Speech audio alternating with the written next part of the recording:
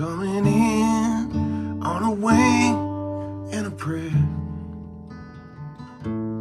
Without one more to go, we can still carry on. Coming in on a wing and a prayer. Hello, friends. It's old Cleveland Larry coming at you with an early morning edition of the Homeskoolin program. You can clearly see I'm wearing a Gildan. Look at how far oh, look at that, how that sticks out. See, what the fuck is with the Gildan? It should be like this, not this. We don't want that. Why do we need all that extra material there on the arms? Do they think that every man on earth has arms like The Rock?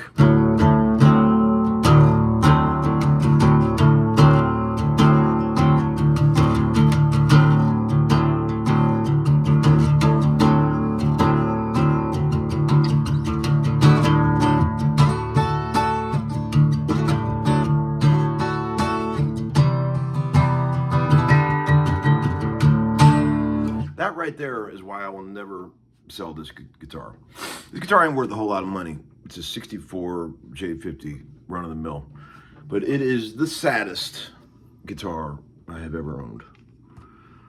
If I want sad, I go to this guy. Everything you play on it sounds sad. Listen to the C chord.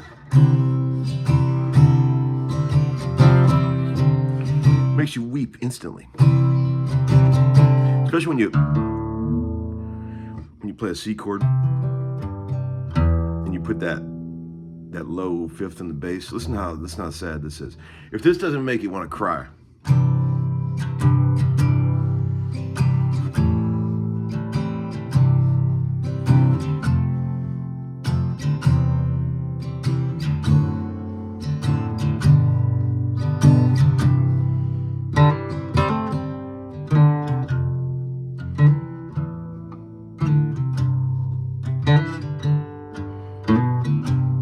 Chords like that too.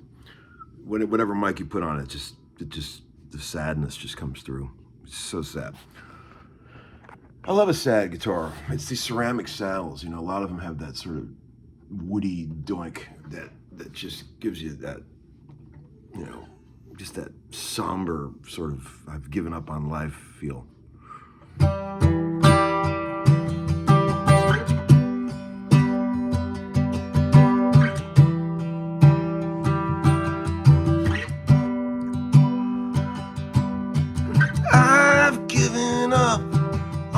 Life, nobody's sadder than me. So I make up a song just like that. Nobody feels the kind of pain that I feel. Nobody's sadder, and I've given up on life again. See, I'll just make a sad song. Just like I'm not even sad, but I'll just keep going with it just because it's so sad.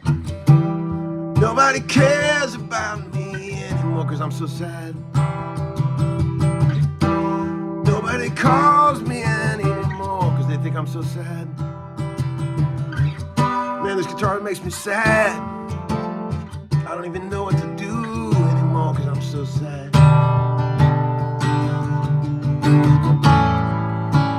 Nobody's sadder than me. Nobody's sadder than me today. Everyone's gone. All my friends left and I'm really sad. Nobody's sadder than me.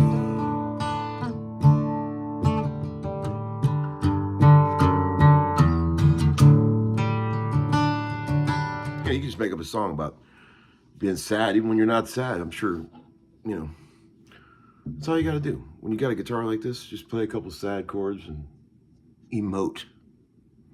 And all of a sudden, everyone's like, oh, I fucking love that. I love that, man. That's awesome. Did you record that in a cabin in the woods next door to Bon Iver? Emotional music, you know. You ever heard the word cloying? We've talked about this before. You know what the word cloying, C-L-O-Y, you know what that means? We've talked about this. I'm going to refresh your memory. Cloying means something that's designed on purpose to make you feel feelings. Manufactured like a Disney movie. Manufactured to induce feelings of sadness or whatever. Like if it pull on the heartstring, you know. Designed to do so. There's a lot of cloying music in this world, you know. Like guys with beards. They like to make very sad acoustic music, you know, very cloying. But it's cool. I'm into it. You know, it's better than AI, right? You know, for the fact that AI is supposedly taking all our jobs away, man, my schedule is full as fuck. I'm keep waiting for this. Everyone keeps saying, you know, you're gonna have to move away, Larry, and you know, AI is gonna take all your jobs. And boy, except for Saturdays and Sundays when I have a rule that I don't work, I'm pretty much busy every day. And what the fuck, man? I mean, everybody's worried about this. I was worried about this for a while. I don't give a fuck. I don't give a fuck. Fuck, I could retire tomorrow if I wanted to. I'm just doing this shit for fun at this point. But, you know, it's still pretty busy out there. Still a lot of people that want to make music. I was in the studio the other day with this at Dan Auerbach's place with these young kids. They're great. I think their band is called Phi Lacy, F-A-I-L-A-C-I. I think that's right. Weird name, from Boston. Young dudes, all like 25. And man, you know, they're playing their instruments. They're fucking, you know, I told them right away, I said, boys, look, you know, Dan likes to bring me over here. I'm like, you know, sort of the hook guy, come up with, you know, help you guys find some little parts and, you know, help you make your record. I said, look, don't have to worry about me. I'm not trying to steal anybody's parts. If you don't, you know, if I don't need to play anything, I won't. And they were so cool, you know. I made a few suggestions and they were like, this is awesome, you know, thanks for playing with us. And they're great dudes. And I love playing with young cats like that. It's so like recharging for the soul. It's like when I play with music with my kids. You know, I love playing with great old dudes too, but they were like, this is really great having you. And I said, see, old guys are cool too, right? You know? And it's all going to the same place, man. If you got a good idea, if you got a part that makes a song better, it doesn't matter if you're 100 years old. It's still cool. You know, we've all, you know, all we're trying to do is just make the best sounding record we possibly can. That's what we're all doing. Whatever I can do to help, I'm there. I love those dudes. I love all those young cats I get to work with. Like the Cats in the Cliffs. Those guys have become really dear friends. It's really great to be able to talk to guys that are that young, because it gives you a whole new perspective on sort of the way people think. You know, like, people don't think the same way I do. Fuck, I grew up listening to fucking Tom Waits and goddamn Frank Zappa and fucking, you know, shit like that. These cats, they don't. I made a reference to Mott the Hoople the other day on that session with those young kids, and they were like, what? And I go, yeah, kind of Ian Hunter kind of thing. And they're like, what? And I'm like, sorry. You know, they don't know. Maybe one day, I said, boys, get out your fucking Apple Musics and type up some Ian Hunter. They were laughing. So, let's see, I got some questions in the VCB here. I'm in quite a mood today, can you tell? Happy Halloween, by the way. I should have started with that. Fuck, sorry. My kids love Halloween. They fucking love. It's definitely my favorite holiday too, because of the weather. Hard to be depressed when you're around the Halloween time. Even though I'm the saddest man that you've ever met. Nobody's sadder than me. Nobody's sadder than me. You know, that kind of thing. Okay. Hey, Tom, did you see they're selling off the Ursay collection and all that stuff? Yeah, I did. You know, it's crazy, man. You know, I think the day after the funeral, I was told from some people that I know that they've basically, the three daughters fired everybody in that whole organization except maybe one guy. And, you know, they've probably been waiting to do that for years, you know. But, you know, and then you look at the Colts, or what are they, 7-1 now? They're doing great. They got Daniel Jones from the Giants, who I used to make fun of. I thought he was terrible. I used to constantly make fun of Daniel Jones when he played on the Giants. I was like, hey, it's Woody from Toy Story. But look at him. He's killing it. We talked about this. I'm going to say it again. Look what happens when you plug the right player into the right organization. A lot of these poor cats, they spend their whole career, they never get on the right team. They never get on a team that can show their real talent or let them shine. It's so sad. It's so beyond their control. But when you get a guy like Saquon Barkley, who sucked on the Giants because they sucked, and then you get him over to the Eagles, and now he's a fucking Jim Brown.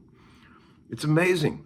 But, you know, so the Colts are doing great, and like winning fixes everything. Like Al Davis said, just win, baby. If you're winning, it doesn't matter what the fuck's going on. Like, you're fucking on top of the world. And conversely, when you're losing, everybody hates you. I watched that Dolphins game last night. Did you see the crowd at that game? They were so frustrated, booing the Dolphins, who suck this year. And they're like, the crowd is just relentless, man. It reminds me of the old Cleveland days. You know, I used to go down to that stadium.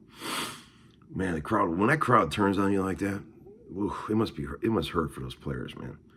Booing everything they do, fucking got bags over their heads and shit. I've been at concerts like that. I've played concerts like that. Life is crazy, friends. You know, someone asked me, what is the most formative age of a musician's career? There's two. 13, like I've said many times, whatever you're listening to when you were 13, you guys have heard me say this. That's when I made the analogy of when you're a kid playing football, when you boil the mouthpiece and you bite into it to form. 13 is when that happens for music. You are formed. Whatever you were listening to when you were 13, you will defend that music and you will be just a bigger version of that the rest of your life. Whatever you were into, that's it. And also, I think conversely, the mid to late 30s is another huge moment in a musician's life.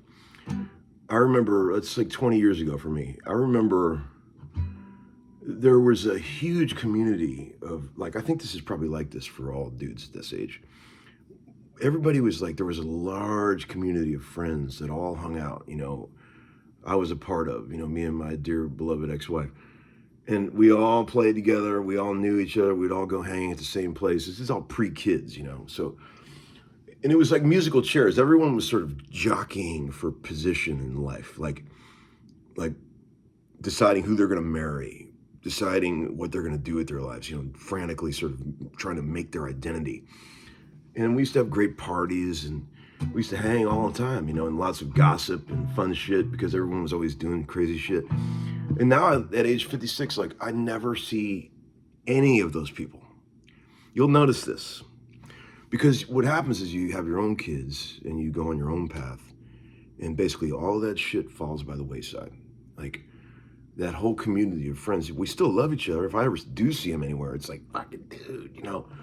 But you just don't see them anymore. The other night I had a little get together at my house, and I had a couple friends from that time come over. It was great to see them. And we were talking about the old days. So whatever happened to so-and-so and so-and-so and so-and-so. You'll notice this, kids. You'll notice this. And then you look in your phone and your contacts, there's a lot of dead guys in there. And then you'll notice that there's all those friends you used to hang with, and they don't even talk to any of them anymore. It changes, man. Like, I'm basically, who I hang with, I have like 3 or 4 really close friends. And the rest is just whoever I'm working with at any given moment. That's it. I don't have time. There's a lot of people that I would love to be friends with because I think they're really cool people. But if I don't have 2 minutes to give to them. I just don't. I'd love to, but I have every minute of my day is spoken for, you know, with the responsibility I have in life. And I sometimes look at people and go, man, I would like to be friends with that guy. Just let you know there's no time. It'll never happen. But if I had time, I would, you know, because a friendship takes time. You have to devote time to it. And you can dream about it, but if you don't have the time, it's never going to happen.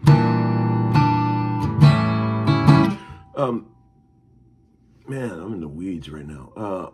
What's the most gratifying thing in life, Uncle Larry? Yeah, definitely your kids, man. Playing music with your kids, seeing your kids develop. All the shit I've ever done in music pales in comparison to jamming with my kids or seeing them play music and stuff. It's like, I know there's a lot of dudes out there that chose not to have kids, and they found other things in life that bring them happiness, and I'm cool with all that.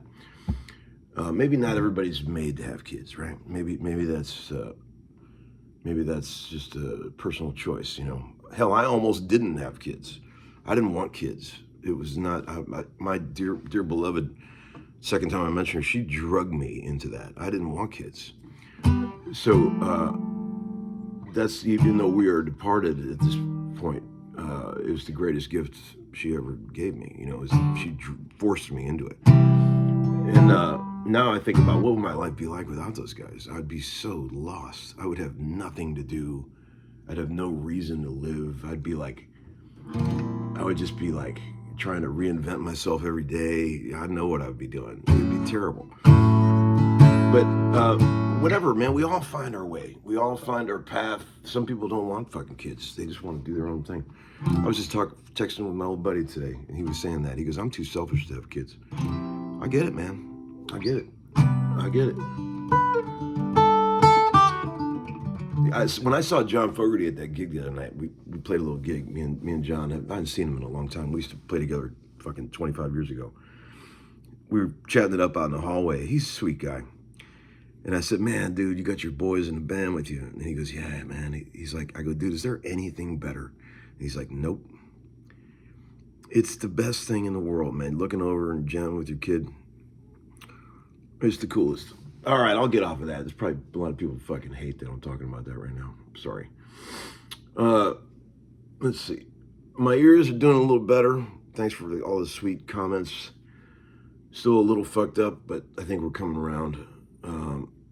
I'll probably have some permanent damage from that, but at least I can still fucking function. Man, I heard there was some harrowing comments in the VCB about some of the shit that people have gone through. And man, dude, it's terrible. Look through the comments on that last video and look at some of the shit that people said about hearing damage. It's pretty creepy. I better get going because this is getting pretty long. We're coming up on 24 minutes. That's it for now. All right, friends. Have a great Halloween. I'll see you.